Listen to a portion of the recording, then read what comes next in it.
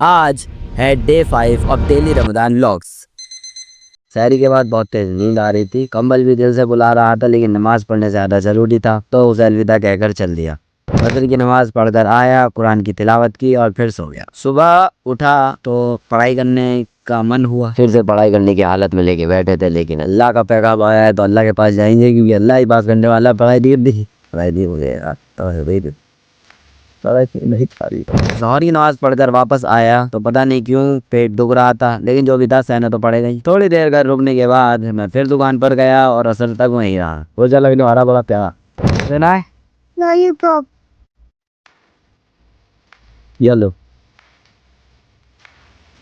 मैं तो नहीं इंसानों में। असर की नमाज के बाद दुकान के लिए बन लेने गया। बाय द वे ट्रांसलेशन बहुत गंदी थी, पर एडजस्ट कर लो। फिर घर आकर इफ्तारी तैयार करने में अम्मी की मदद की।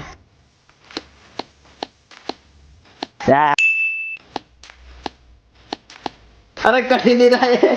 ये डाल दिया हमने इसको खजूर का तड़का। ये वाली हमारी है, ये वाली पप्पो के घर जाएगी। चलो दे, रोजे का टाइम होने वाला है।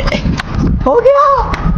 किसी तरह सब कुछ टाइम पर मैनेज किया और अल्हम्दुलिल्लाह आज का रोजा भी खोल लिया। पप्पो के घर से रिटर्न गिफ्ट में मसाले वाले चावल आए, जो इफ्तियारी में चार जान लगा रहे थे। बस एक हम तरबूज का होता है। इफ्तियार के बाद मगरिब की नमाज पढ़ने चला गया और वापस आके देखा तो पूरे मोहल्ले में लाइट गई हुई थी। वाह भैया, ऐसी क्या बात हो गई भैया, एक और समुंदर से बाहर आ गया क्रिएचर। तभी तो लाइट चली गई, कोई ना कोई तो आएगा। तरावी तक एनर्जी बनाए रखने के लिए टाइगर बिस्किट खाया, यानी कि वजह से भाई रोज निकल गई शादी।